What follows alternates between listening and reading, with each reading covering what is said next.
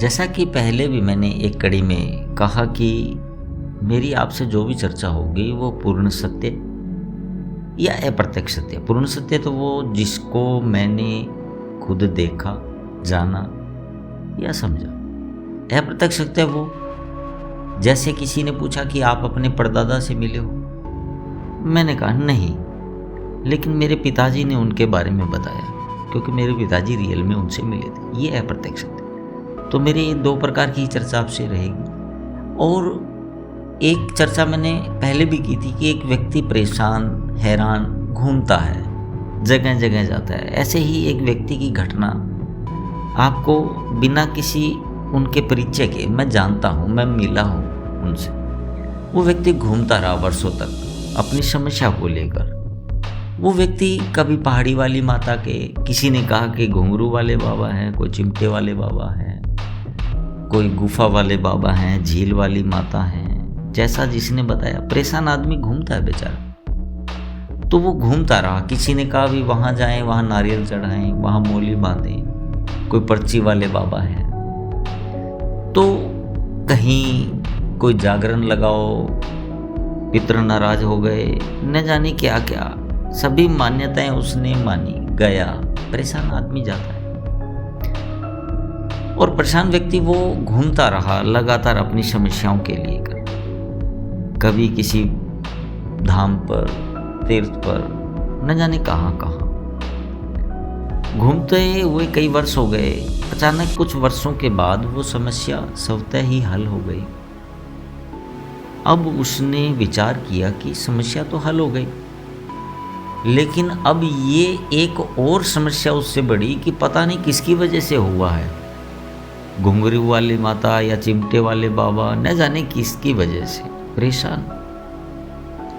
अब सभी की जगह जाएं, उनकी जो मान्यताएं मानी थी वो पूरी करें, तो वो लिस्ट बनाई भी, उन जगह जाना, यात्राओं का खर्चा, रहना खाना, प्रसाद का, चढ़ावे का पैसा, सारा जोड़ लगाया। जागरण कराना था, पितरों के नाम से जाके चांदी की तार बना के, ऐसा फला फला, न जाने क्या क्या लिस्ट बनाई हो। तो उसमें बहुत बड़ी लिस्ट बन गई। और वो जोड़, वो योग देखकर कुल रकम की, तो वो कहता है कि इतना तो बड़ा कार्य ही नहीं हुआ जितना पैसा बन गया। और चलो ये पैसा जैसे तैसे एक डरा हुआ व्यक्ति लगा देता है। और वो उसके टेंशन ये भी रही कि ये सब लगाने के बाद भी एक समस्या खड़ी ही रह जाएगी, वो ये कौन से बाबा या कौन सी माता का बाकी रह जाए और वो नाराज हो जाए। ये भय और रह गया। बड़ी विडंबना है। एक इंसान दुखी, परेशान, हैरान घूमता है। तो यही होता है इस क्षेत्र में, देखा है। तो आप या मैं, जो भी है, मैं इस ज्योतिष के क्षेत्र में लंबे समय से था। मैं लोगों से मिलता, उनकी समस्याएं सुनता था। रियल में कर्मों का निराकरण जो है वो कोई पूर्ण संत ही कर सकता है। पूर्ण संत में, पूर्ण संत क्या, वो निर्बंधन होता है, निर्वासना होता है, सारग्राही होता है, सर्वविद होता है, सर्वव्यापी होता है। तो इस भीड़ में इन आधे तो संत लगाए हुए जेलों में बैठे हैं। खाली संतों की या हमारे इस सनातन संस्कृति की बात नहीं है। अगर आप देखेंगे तो कई पादरियों पे भी बड़े बड़े इल्जाम लगे हैं, उनको सजाएं हुई हैं, मौलवियों को भी गलत कृत्य उनसे हुए। तो बड़ा एक अजीब सा, भी कहाँ जाए एक दुखी इंसान, किसके पास?